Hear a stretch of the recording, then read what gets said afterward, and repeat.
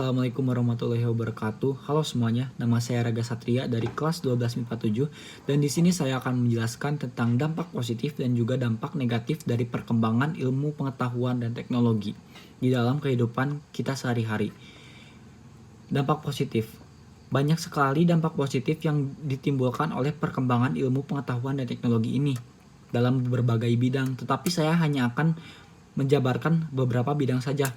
Yang pertama adalah bidang komunikasi.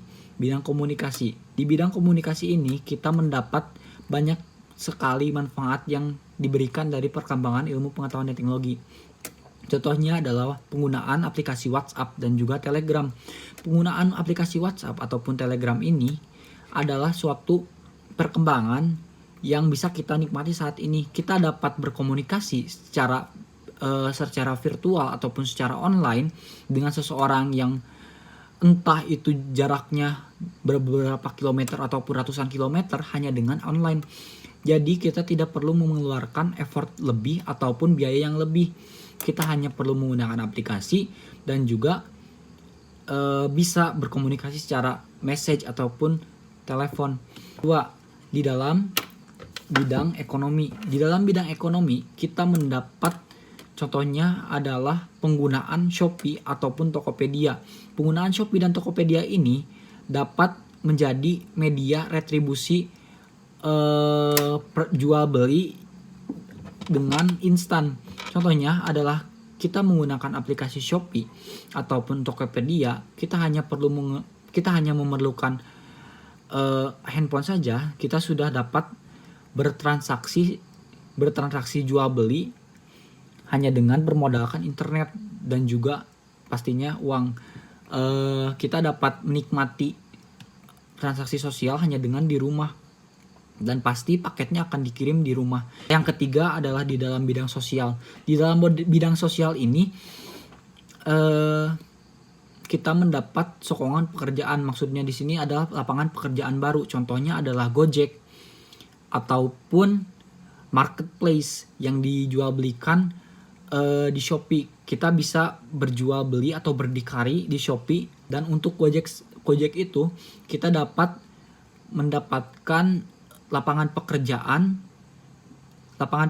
baru. Yang keempat adalah di bidang pendidikan. Di dalam bidang pendidikan kita mendapat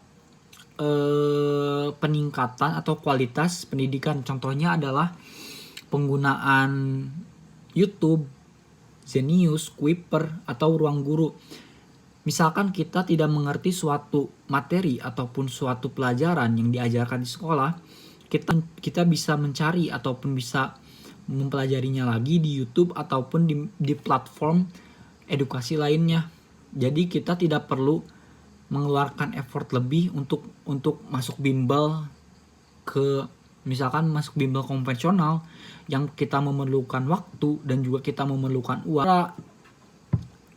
Di antara banyaknya dampak positif itu pasti ada dampak negatifnya juga. Yang pertama adalah kebocoran data. Kebocoran data ini bisa disebabkan oleh pihak ketiga. Maksudnya pihak ketiga ini adalah developer. Developer yang licik biasanya akan menjual data akun penggunanya ke seorang broker untuk diketahui informasi-informasi yang bisa sekiranya berguna. Dan yang kedua adalah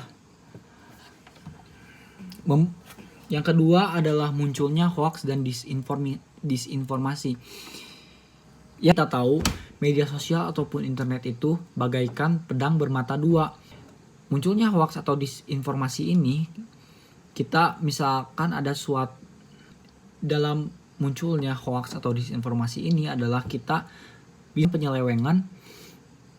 bisa saja mendapatkan penyelewengan informasi yang biasanya dilakukan oleh orang-orang yang tidak bertanggung jawab.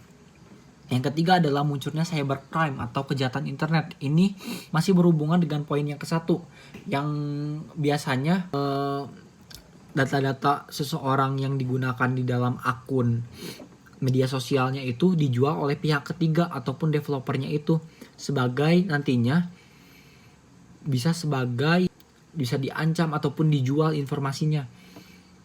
Mungkin sekian saja dari saya. Mohon maaf jika ada kesalahan. Terima kasih yang sudah menonton. Wabillahi taufik wal hidayah. Wassalamualaikum warahmatullahi wabarakatuh.